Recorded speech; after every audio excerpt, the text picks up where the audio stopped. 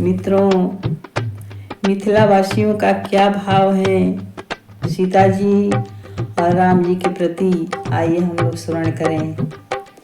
सिया जी बहिनिया हमारे हो, राम लगी है पहुनवा।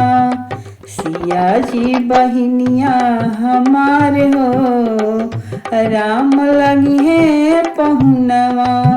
अरे सिया जी बहिनिया हमारे हो, राम लगी है पहुनवा। लगी है पहुनवा हो, लगी है पहुनवा। लगी है पहुनवा हो, लगी है पहुनवा। सिया जी बहिनिया हमारे हो, राम लगी है पहुनवा। सिया जी बहिनिया हमारे हो, राम लगी है पहुनवा। मिथिला के नाता से सिया जी बहिनिया, मिथिला के नाता से सिया जी बहिनिया।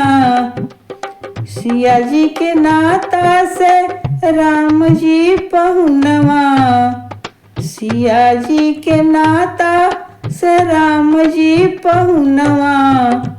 मिथिला नगरिया निहाल है, राम लगी है पहुनवा।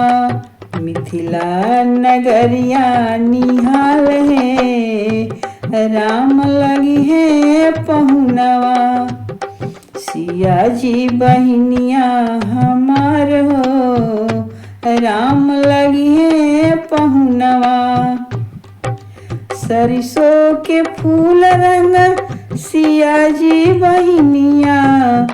सरसों के फूल रंग सिया जी बहिनिया। तीसी के फूल रंग राम जी पहुनवा। तीसी के फूल रंग राम जी पहुनवा। दोनों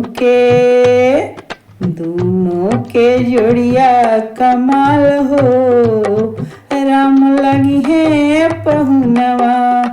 दोनों के जोड़िया कमाल हो, राम लगी है पहुनवा।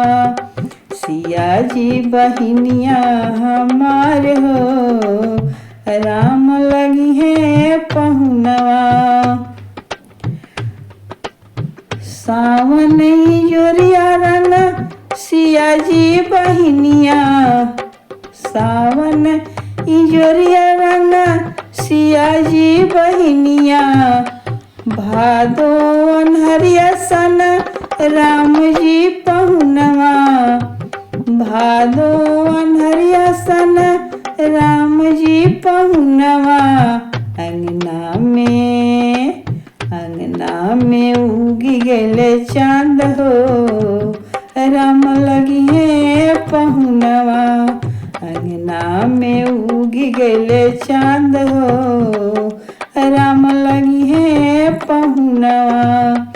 सिया जी बहिनिया हमारे हो, राम लगी है पहुनवा। निरखी स्नेह लता फूल से नैनवा। निरखी स्नेह लता फूल से नैनवा। श्यामली सुरतिया पे मंद मुस्कानवा। श्यामली सुरतिया पे मंद मुस्कानवा।